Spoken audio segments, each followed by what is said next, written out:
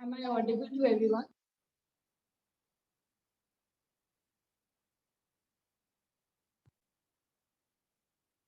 Can you hear me?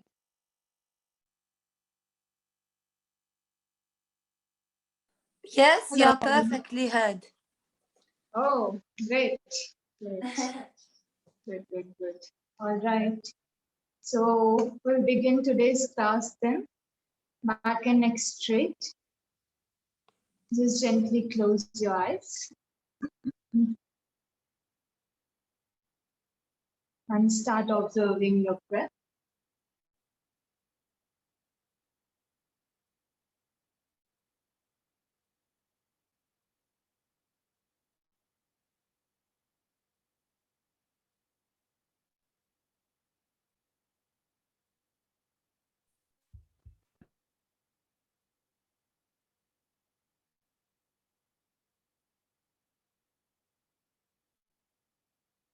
Keep the body aligned.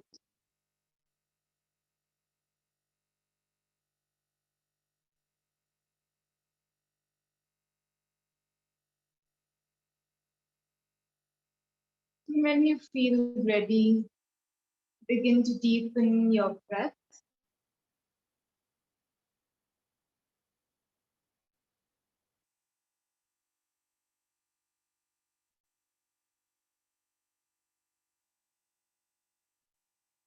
Slow, long and deep inhalations. Slow, long and deep exhalations. Puraka and Rechaka.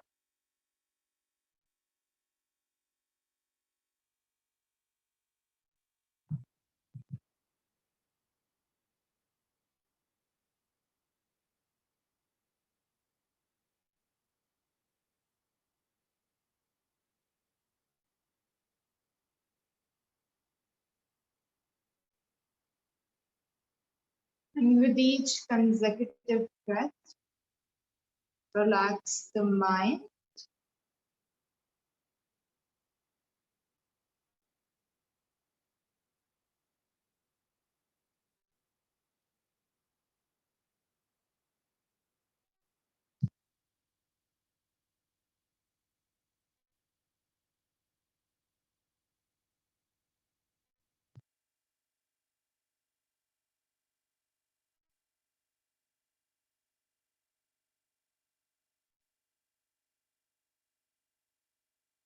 We'll chant Om followed by the Shanti mantra. Inhale deeply for Om.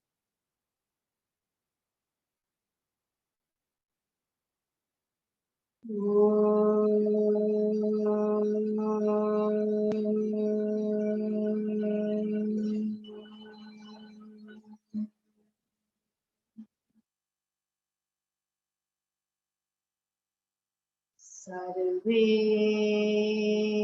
bhavantu sukhinah. Sarve santu nirat.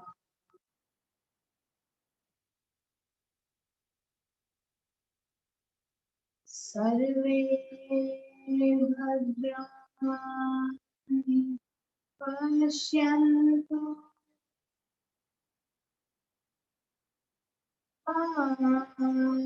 kaśchit dukkhabhag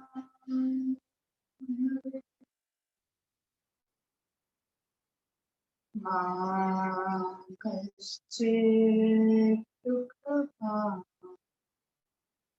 bhavet.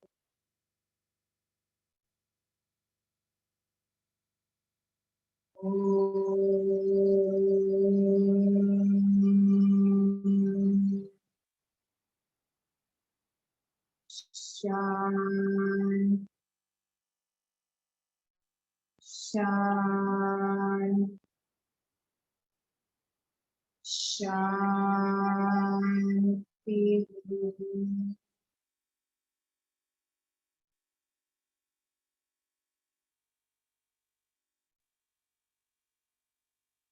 Just feel the vibrations of the mantra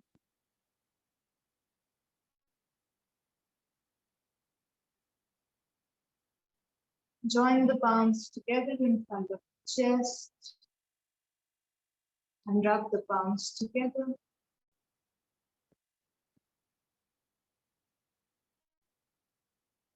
Place them on the eyes. Very slowly while thinking and looking at the palms, open up your eyes and come back to the smile. Namaste.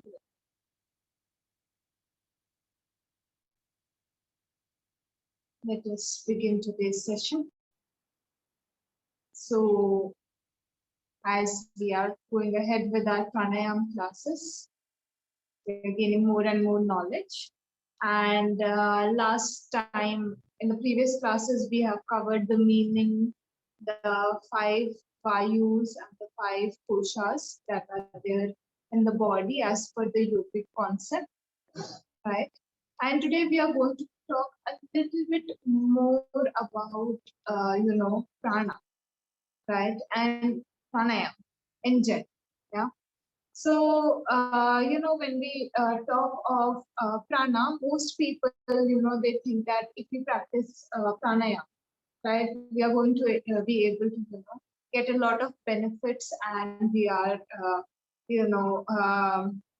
the prana, because prana is, talked of in pranayam so much. So people believe, if you do pranayam, the blockages of the prana, they're going to open up, and, there's going to be free flow of the prana in the body. And like asana practice, pranayam practice is also, somewhere facing this thing where people think that only with the practice of pranayam, they will be able to achieve certain things. And while the practice in itself is very promising in its nature, there are a lot of things because of which, prana is impacted. And we forget those things. We think that if we practice pranayam, say for half an hour or 1 hour in the day, there would be no pranic blockages, we will not face this issue or that issue. But the case is quite contrary. Everything that you do in your life is going to impact the prana, right? Suppose where you live, right? I'm not asking you to shift or leave where you live, but if the air of that area is polluted, then the pranic value that you will gain out of that air when you breathe, it's going to be less. That is why, when you go out for vacations or when you go to the mountains or near the river, you feel very energetic. Why? Because the air is clean over there. So you are breathing like you did in the city, right? You haven't changed your breath. When you go to the mountains, you don't change your breathing, right? It's another thing that you go and practice yoga over there, but you don't essentially change your breathing. But you will see that you feel really energetic when you go on vacations or go to a place where the air quality is better, because the air around you, the pranic quality that it has also depends, right? If you're living in a polluted area, the pranic value from the same, one cycle of respiration is going to be different. And if you are living in an offbeat place where there is no vehicle movement, no industry, right? So same thing, you are breathing, but now you feel more energized because the pranic value in that air is much more, right? Apart from all other reasons, the one reason why you feel more energized during your traveling is because of this thing. You generally go and travel to areas which are really close to, or very connected to nature, right? So, yes, the practice of pranayama is going to help you, but take care of other things as well, right? So your lifestyle really matters.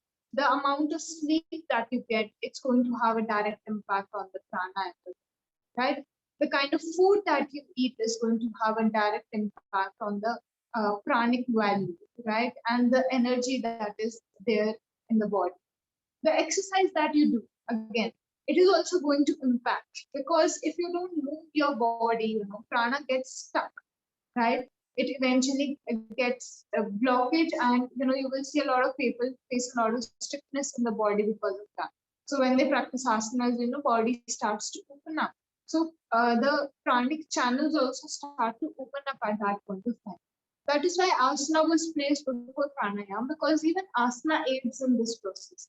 So the way in which you live, the way in which you like consume food, where you live, all of these things are going to impact your practice of pranayama. So first thing, this thing should be clear, that overall your lifestyle is going to have an impact on your pranayama practice, right?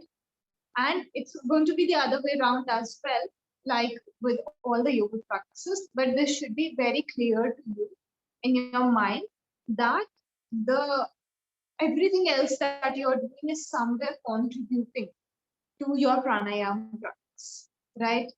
Then let's come to the overall, the respiration, right? So most of us, we do not even breathe in the correct manner. And apart from all other lifestyle things that we do, pranayama is impacted by the way in which you in previous classes also, since some of you are from previous batch, you must have like the classes that you attended. I have again and again emphasized on this thing, that the pre-practices that we are going to do are the most important part of pranayama, not the pranayama itself. Why? Because these are going to prepare you to breathe correctly in pranayama. Most of us, we do not breathe correctly, one thing. Second thing, we do not optimally, we do not breathe optimally. It could be because of the clothes that you see. Again, it comes as a part of your lifestyle. Even your clothing is going to impact your plan. You should wear loose clothing. If you wear a lot of well-fitted clothes, they are going to obstruct your breathing. And not only during pranayama, even in your day-to-day life, if you're wearing clothing which is very obstructed, right? It's going to impact your respiration, right? So again, it comes back somewhere to the lifestyle.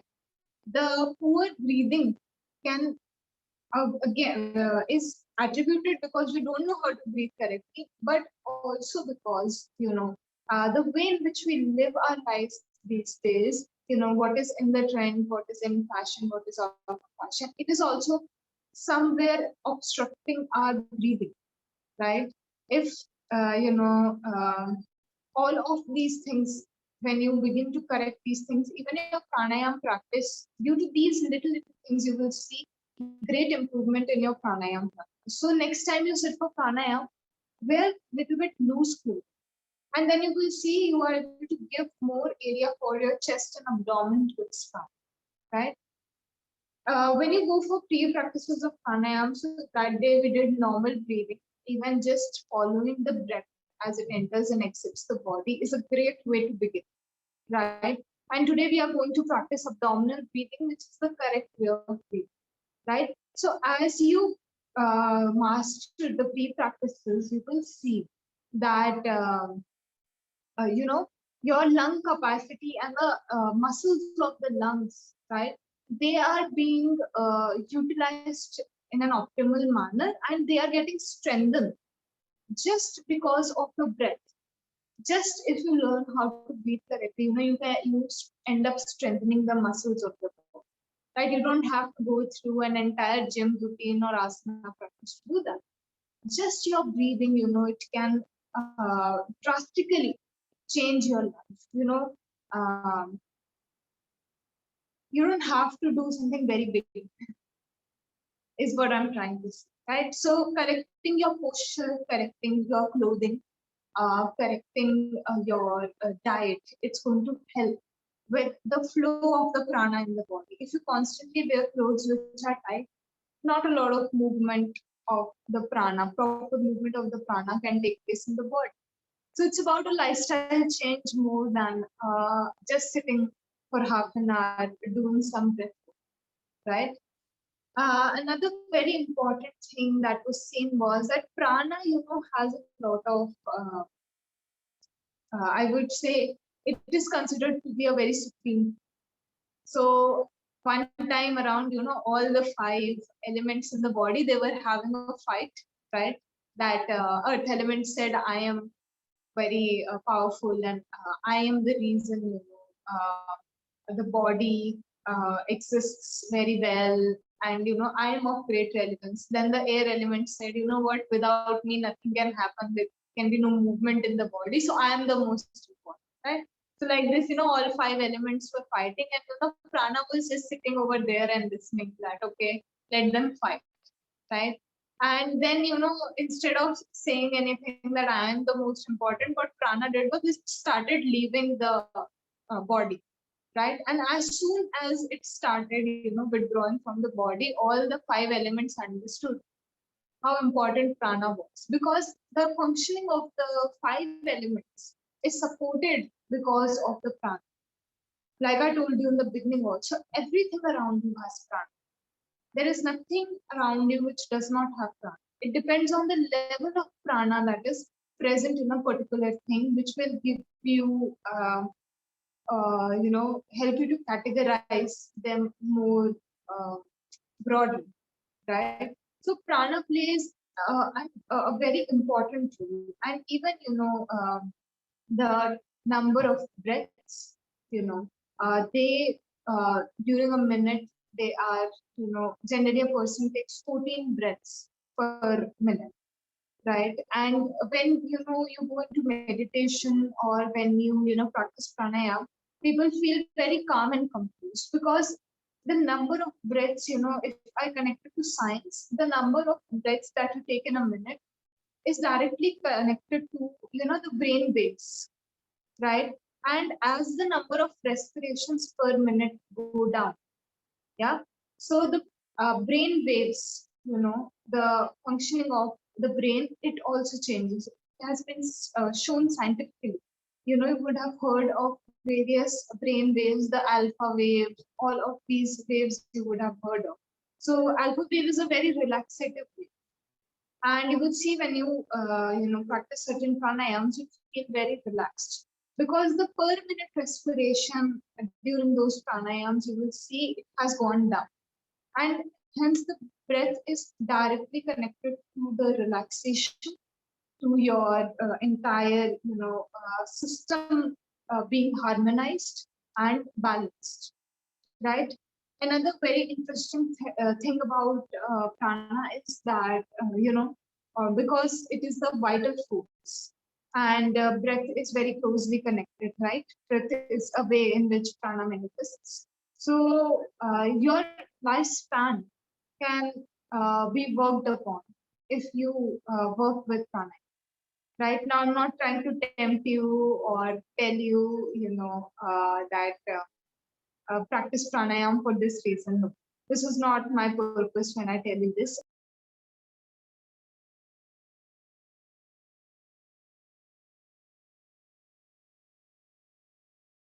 I think that's very important, isn't it? Very important. Can you hear me?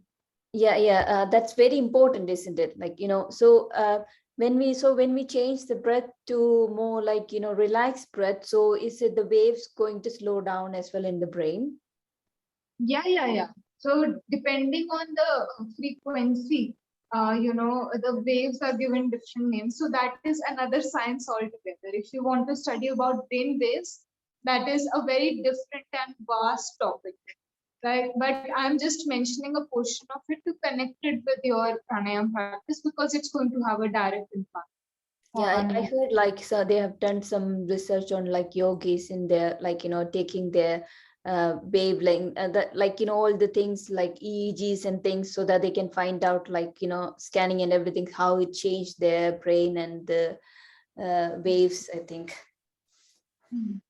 Yeah, it is true. Now science is coming to those conclusions that yogis took out, and like they did not do it with that perspective, but in modern times we need more, like, Evidence-based. evidence. Yes, exactly, evidence is the correct word. So now we are coming up with brain waves, and all of these things are very scientifically put, and that is why I'm just connecting it. But earlier, no one was like connecting it in that manner.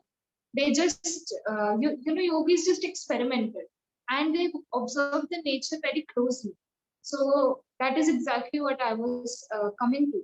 That they observed that, how breathing impacted the lifespan. Tortoise breathes very deep, slow and long breaths tortoise has. And life is very long, right? So they just observed whatever was around. And, they thought, let's experiment, And as they started experimenting, they saw these things, that, okay, this is how pranayam is helping us, this is how the breath regulation is helping us on a much deeper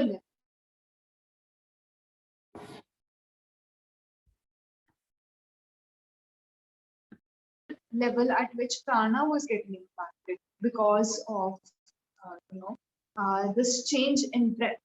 And the wonderful thing about breath is that it is both, if you don't work on it, it will go on, right? So it is an unconscious function of our being. But the powerful thing is that you can gain conscious control of it. So it helps you to bridge the conscious part of yourself with the unconscious part. Because one time, when you are normally breathing, it's just going on as an unconscious, activity. But as soon as you gain control over it, you see you can change your entire state of mind and the way in which your body is just through breath. Breath is so important. Just through your breathing, there are a lot of things that we can bridge a gap. Like we can bridge that gap through because it is both an involuntary function and it at the same time has the strength to be converted into a voluntary function, right? And that is what we do when we practice pranayama. We exercise its other side, where we, turn the unconscious part of the breath into a conscious activity. Right now, when you inhale and exhale, when we do puraka and recha, we directly come into a state where we are conscious. First quality of puraka and recha, both of them is conscious, being conscious, right? So you change that, right? And this helps you immensely in your spiritual practices. So there are two, benefits that are given for pranayam in the Patanjali Yoga Sutra.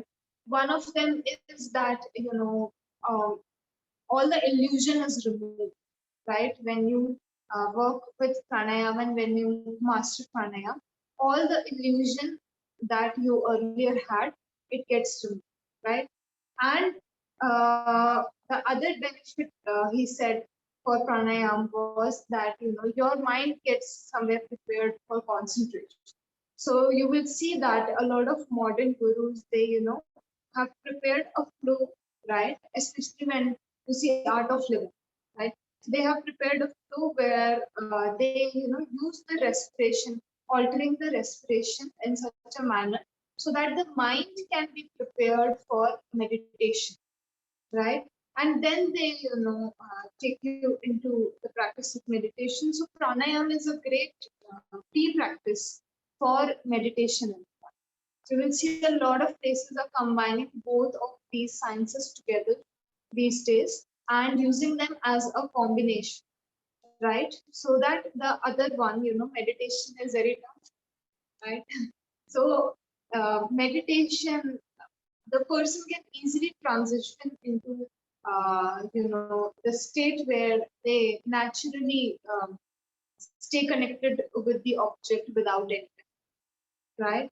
So some more interesting things about pranayam that today I wanted to throw a light on depend like from a normal person who can just, work with their lifestyle and breathing to a spiritual aspirant. Pranayam has great relevance on the mind, on your physical body. All the systems have been shown to improve. You will find multiple studies, be it your digestive system, be it your respiratory system, Respiratory, it has a direct impact on, but digestive system, cardiac system, circulatory system, nervous system, there are multiple studies which show that pranayama has a very good positive impact on the physical body, even mind, the emotions. It has amazing impact. And even on a physical level, it can be used as a therapy. So pranayama is not only for people who are like, just like, fit. It can be modified in a manner where it can be used as a therapeutic practice. So most of us, in today's world, we are ill, right? So it can be used as a therapeutic practice for your body, mind, and for a spiritual aspirant, it holds great potential, right? So let's come to today's main topic. Yeah, we are already short on time. So abdominal breathing, right? Abdominal breathing is your second free practice. First one was your normal breathing, where you just follow your breath, right? It will greatly impact your life.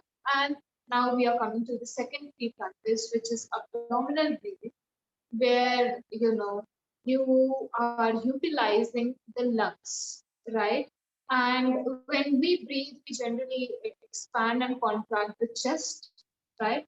But actually, it is just oxygenating a part of the lungs, right?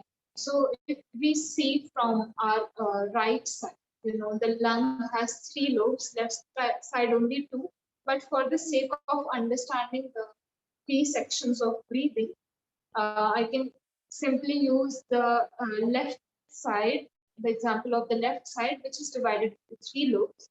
So the lower lobe of the lungs is utilized, is oxygenated properly when you are doing abdominal breathing, right? So abdominal breathing is also known as diaphragmatic breathing. Diaphragm is a dome-shaped muscle which is placed below the lungs. And when we do abdominal breathing, we are not, the air doesn't enter the abdomen, right? But it is an effect of utilizing the lower lobe of the lung. When you are able to properly utilize the lower lobe of the lung, then when you inhale, when you fill in the breath, the diaphragm moves down, which leads to the downward and outward movement of the abdomen, right? So abdominal breathing is the most efficient way for us to breathe in our day-to-day life. And unless and until you do not perfect abdominal breathing, you cannot move to the other breathing. So for your entire practice, like for this entire month, keep practicing abdominal breathing. One, because it is the best way to breathe throughout your life, right? That is why I emphasize a lot on abdominal breathing, because it is the best way for you to breathe, right? And second thing, it will lead to the perfection of the abdominal breathing, which will prepare you for the next breathing, which is thoracic breathing.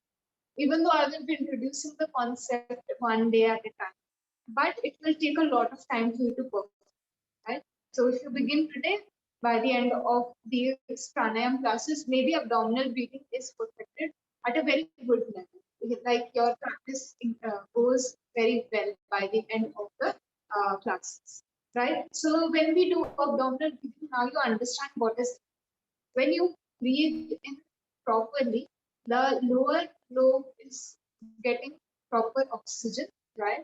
The diaphragm moves down and the abdominal organs move a little bit down and outward movement is experienced. So abdominal breathing is a great way to, calm yourself, right? So one of the best practices which can be introduced to everyone. There is no restriction on abdominal breathing. It can be introduced to everyone, right? And kids, you will see who do not have any mental stress or physical stress. Kids generally, they show abdominal breathing, right? And it massages all the organs, like abdominal organs, the ones that are directly in contact with the diaphragm, especially they get instant stimulation because of abdominal breathing, and it has shown to reduce stress and tension at like a very good level, right? So even science is more and more like going deeper into the concept of abdominal breathing. Your overall metabolism, circulation, oxygen in the blood increases when you do abdominal breathing. Just a few benefits to start with, and if you connect this to your overall science, then you will see that most of the systems, they cannot function properly because they do not get proper oxygen, or the blood flow isn't correct in that way. So all the systems of the body and even your mind and emotions, everything is connected to these few things if we correct in the body. Like if the oxygen level in the body is good, then most of the things that we suffer from, they are going to get cured, right? You will not face them. Just you improve the breathing, right? Your metabolism, especially, is going to get greatly impacted, right? So, abdominal breathing is a great practice, and the best part about abdominal breathing is you can do it lying down. Yeah. So sometimes when we feel lazy, we are just like, oh, we have to sit on the mat, we have to practice asanas, go for pranayama also, we have to sit. No, abdominal breathing you can do while you are lying down. It's a great practice to do before you sleep and when you wake up. It's going to help you a lot, and it's going to change the quality of your day, right? So when you end your day, it's going to take you into sleep in a very relaxed state. So it is going to directly improve your sleep quality, and great practice for people who suffer from insomnia. Just ask them to lie down and ask them to practice abdominal breathing. They will fall asleep. They will drift to sleep, right? An amazing practice to start your day with, because when you wake up, your mind is really sensitive at that point in time. So if you give a few moments to abdominal breathing, you're allowing your system, to and the mind to be very relaxed and calm. Right? So you are in that sensitive state of the mind. You are already inducing a lot of tranquility, yeah, and it will help you to not only begin but navigate through your day in a much more calm and peaceful manner, right? So how we are going to practice abdominal breathing? If you want to lie down, you can lie down on your mat in shavasana, or if you want to sit up, you can just place either your right or your left hand on the abdomen, right? And just placing it on the abdomen. When you inhale, just feel the abdomen expand, and when you exhale, just completely contract the abdomen, right? So this is how you practice abdominal breathing when you put a conscious effort into it. Then just inhale and you allow the abdomen to expand. Most people, when they inhale, they contract their abdomen. So that is a great indicator of the fact that they are doing chest breathing. Because when we do chest breathing, the abdomen contracts. They are mostly doing chest breathing. If they when they inhale, they take their tummy. Right? So they are going to go for the right way of breathing. So you can either sit up or you can lie down on the mat as you prefer it. So I'll just give you a few moments to do that, and then we can begin the practice. I'll take all the doubts. Do we need to breathe deeply? Does it needs to go really down or just a little bit down? Tummy. Your abdomen needs to move.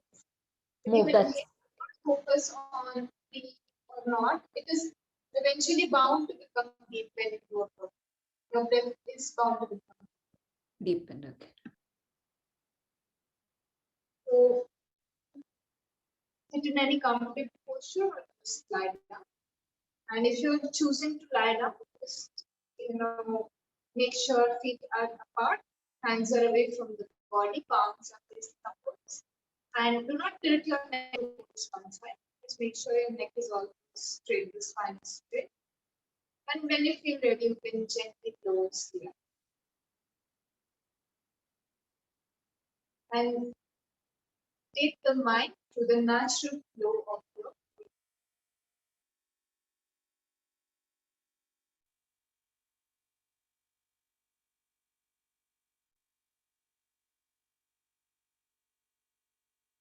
keep the mind with the breath.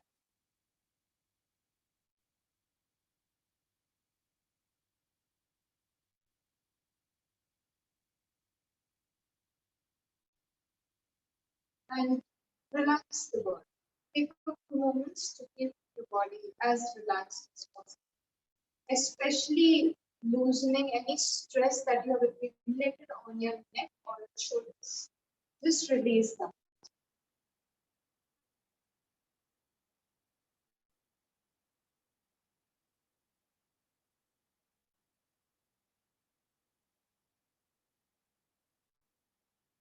Bring the mind to the breath.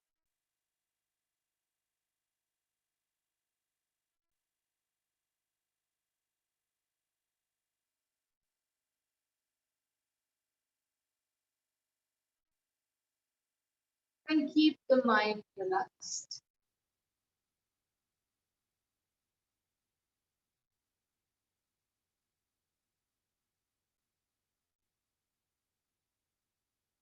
Just watching the natural flow of the breathing.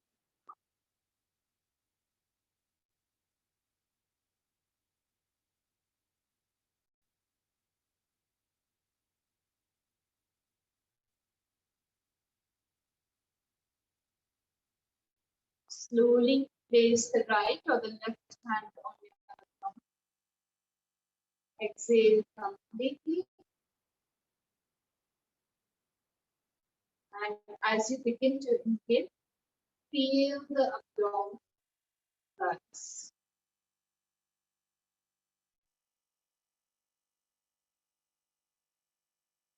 When you have completed the inhalation, go into the process of exhalation and contract the abdomen completely. And then again go to your next respiration, where you inhale and exhale in the same manner.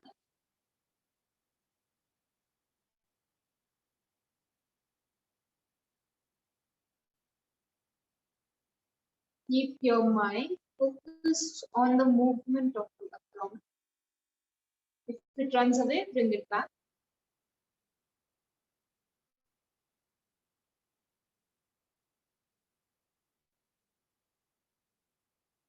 Just keep it completely focused on the movement of the abdomen with each breath.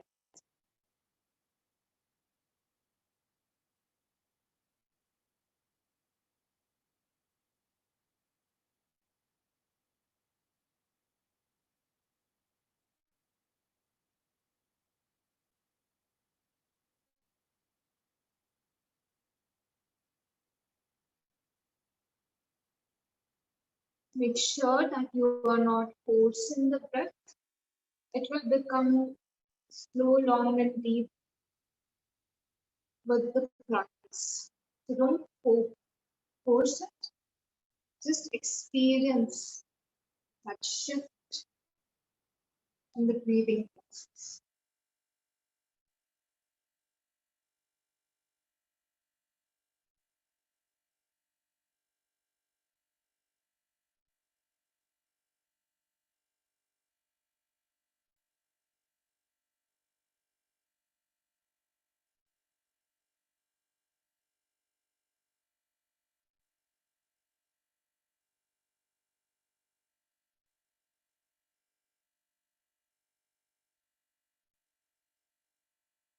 And continue your practice, going deeper with each breath.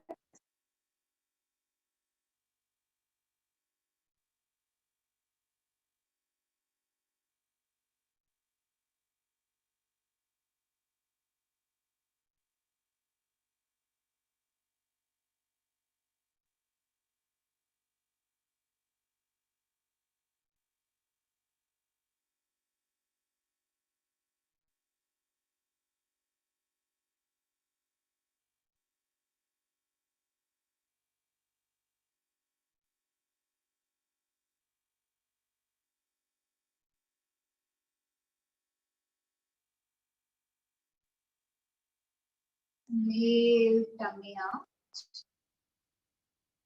exhale. Down.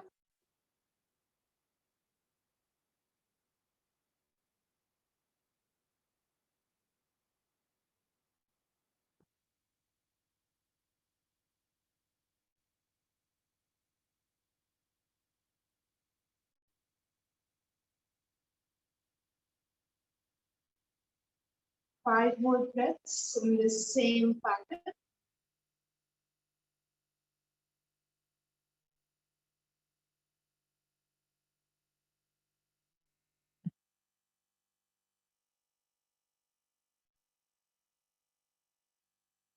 Then you can relax your hand.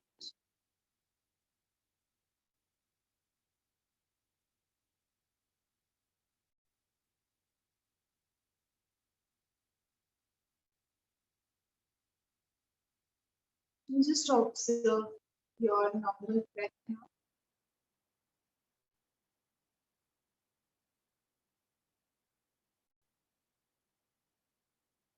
See how your breath has changed.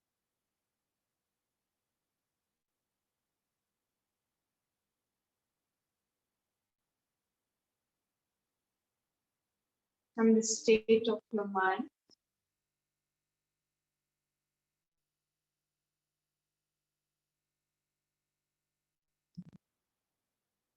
Maybe even for a few seconds, only abdominal breathing is good.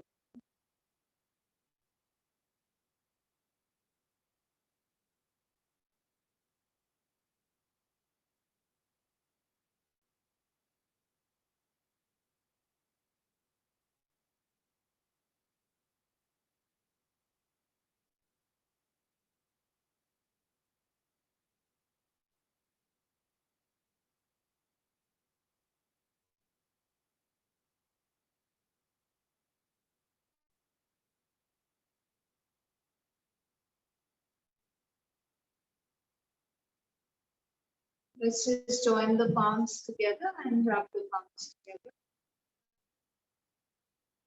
Generating proper heat between both the palms. And keep them on the eyes. Very slowly while blinking and looking at the palm. Do a line down with the arm turn towards one side and come in comfortable sitting position. So that was a very, very short session of abdominal breathing, and you're going to work on it throughout our practices. Like each and every practice, most probably we will have abdominal breathing as a part of going into any pranayama practice as well. So keep this practice, like add 5 minutes of this practice every day. And whenever you become aware during the day that you are becoming aware of the breathing, then immediately, see if you are doing abdominal breathing or if you are not, switch to abdominal breathing. You will feel much more relaxed and much more connected to what you are. Any doubts?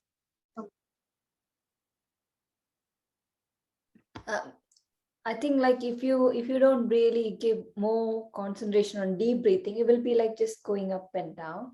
So if you think like you need to deep breathe, then it will go like tummy will go fully up, fully in, and then inhalation fully out. So just relax and then try to deep breathe in, isn't it? Is the how? See, when you are doing abdominal breathing, the deep breathing happens on its own. Like, right now we did a very short practice. So it wasn't that evident today. But if you sit for longer period of time, you will see that when you breathe normally, just the rise and fall in the abdomen, with the rise and the fall in the abdomen, you will see your breath will get deeper on its own. So you don't have to specifically worry about how deep your breath is. Your focus is just on the abdomen and is it moving according to the correct pattern or not. Deep breath will come on its own, right? If abdominal breathing has this quality of relaxing the mind, and the mind is relaxed when the breath is relaxed. So it is going to get deeper as you, give it more and more time. So your body was also moving slightly, I saw. So for that, you need to, make the mind very, you have to prepare the mind that when you are sitting or you can lie down. So in abdominal breathing, there is no restriction. But if you are choosing to sit, then make sure that your body remains stable. It's very important to keep the body stable for the practice to, actually take place properly. If the body moves, the breath will also move. So maybe that is why, you are having this doubt also because, if the body moves, the mind moves, right?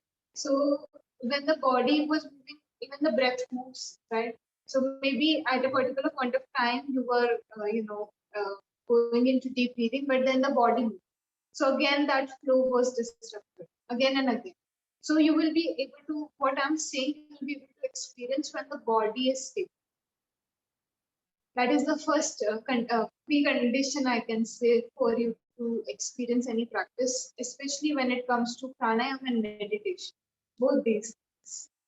Yeah? So when we are doing the practice, when you sit in the pose, sometimes you'll get like your cramps on the legs, and you just want to like change the position to some other, because I think it may be like blood circulation will reduce and they get the pain and cramps. So are you supposed to sit like that, or can you change the sitting position? See, when you are sitting for pranayama, that is why pranayama is placed after asana, because asana, the stability in asana is important for pranayama, right? So stability in your posture is very important for pranayama. So of course, like like when we go for longer practices, after each practice you can, if you want, you can change it. But during a particular practice, try to sit in that same posture.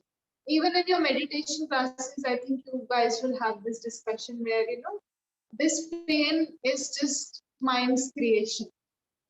Okay. Yeah. So it's trying to distract you from your practice. So when you focus on the pain, you will immediately lose focus on the movement of the abdomen or the breathing, how you are breathing. So you have to keep the focus over there. If your mind is consumed with something else, it will immediately stop your practice. Okay. So when we sit Keep on the like body Vajrasana, as stable as possible. okay. So when we sit in Vajrasana or Padma, I think is Padmasana the other one? Yeah, you can sit in Yeah. Padmasana. So are we what are we doing, like reducing the blood circulation in the leg so that it can go over the upper side of the body? Is that the reason? This will be answered in your meditation classes. I'm sure. Yeah, I it will heard be it yesterday. I don't know from which teacher I heard. So yeah, I heard it. Yeah. most probably yesterday I did not take any class. Okay, So okay. Yeah. It must be the meditation. Yeah. So you can ask. Okay. Right? Okay. So Okay. any other doubts from anyone? Anything that is concerning you, bothering you, feel free to ask. So I think then we can end today's session. So back next straight, we'll just do Om chanting one time and three chanting. So back next straight, close the eyes.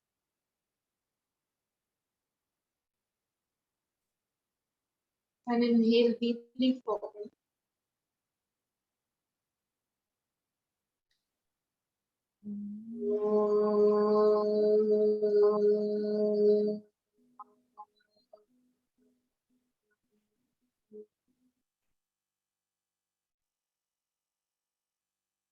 Shanti.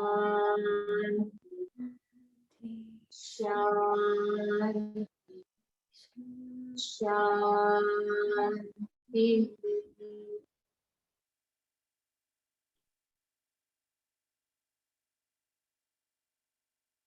Join the palms together and rub the palms together.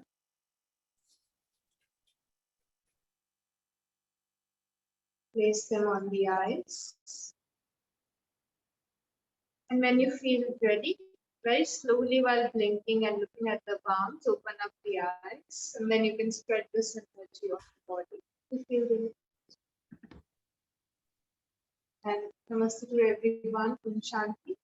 I will see you all tomorrow for your philosophy class. Bye bye and Om Shanti. Bye.